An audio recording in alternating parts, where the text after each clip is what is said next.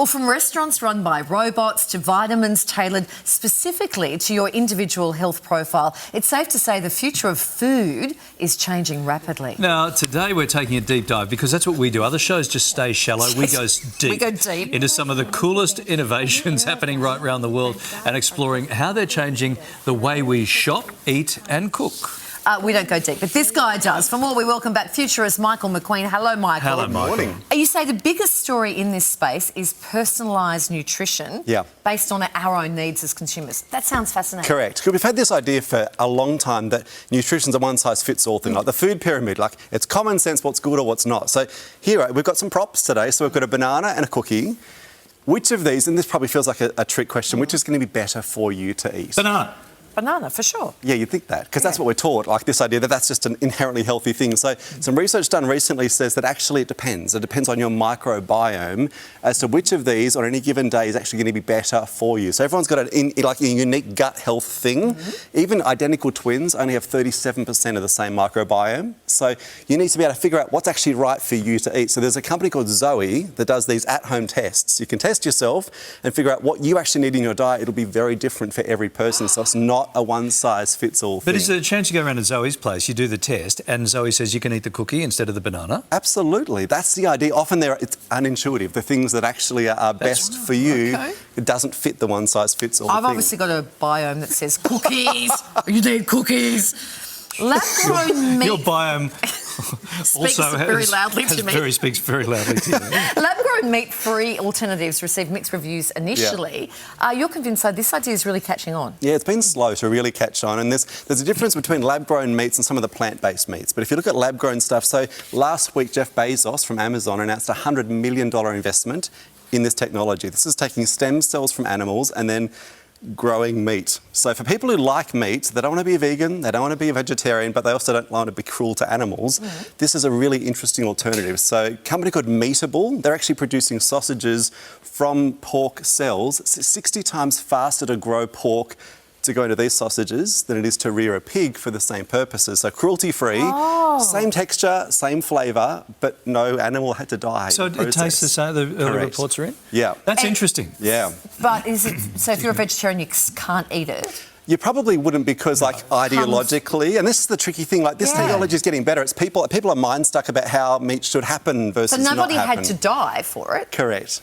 But yeah, it's still a meat product. Correct. So watch this space. That's really interesting. Food preparation is increasingly being done by robots. So talk us through some of the more noteworthy innovations around now. Yeah. So AI and robots, there's some stuff they can't do. As we saw in that first segment earlier today, that in McDonald's with the AI drive-through, there's a couple of misfires there. But this is that was a Tony and Ryan segment. Don't take that too seriously. It is interesting though seeing how this is working. So Cali Express is another fast food chain in the US. It is now fully run by robots. They're flipping the burgers, they're dunking the fries, they're preparing the meals, and it's not like taking the jobs from humans. These are jobs they just can't get humans to do. There's such a war for talent.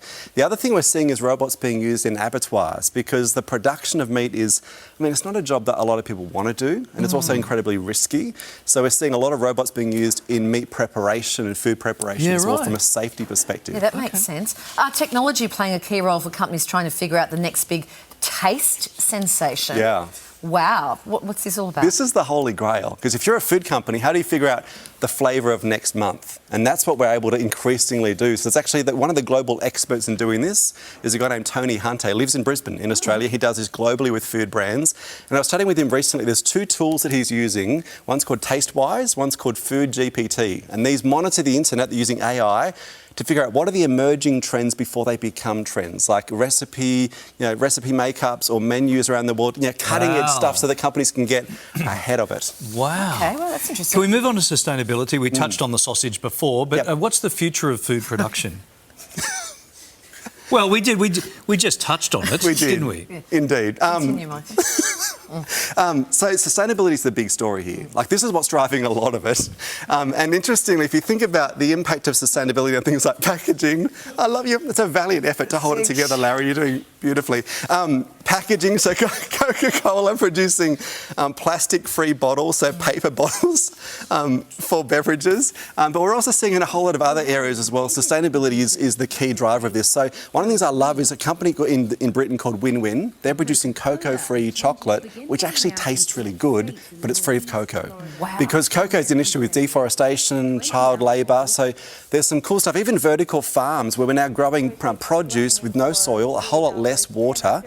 So Aero Farms is the one to watch who's doing this stuff. Larry used to do that as a teenager in your mum's shed. What's that? Grow some produce. Tell Bob the first car. Yeah. Growing some produce with hydroponic, wasn't it? I think was what Kylie, are you suggesting... No, I'm not suggesting it. Before we go, nearly out of time, there's a really cool product that will help our fruit last longer. Yeah, I love the name of this. It's called Ripe, R-Y-P. These are stickers you can put onto fresh produce to make them last up to 4 days longer. So these produce essentially the same synthetic things, the same thing that the fruit will actually produce to keep itself. Like enzymes. Enzymes, that chemical enzymes that keep the fruit fresh. The fruit does this itself. That tapers off once it's on shelves and in refrigerators. This essentially restarts that, giving you 4 days more for your fruit and veggies before it goes off. So great for, like we were chatting before on air, avocados, not ready for like 3 minutes and then they're overripe. Yeah. This will help solve that problem. Sorry, are they available now? Yep. They are, right? So then your apple ends up with 2 stickers on it, but that's okay. That's okay. Right. Wow, thank you. It's a pleasure.